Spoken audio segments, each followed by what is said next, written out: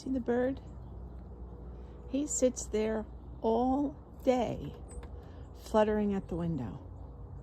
This has been going on months. And I know I see the reflection of what he's looking at in the glass.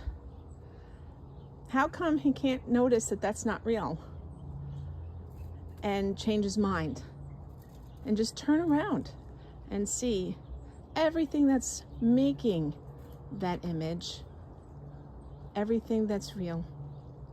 See what you think of that.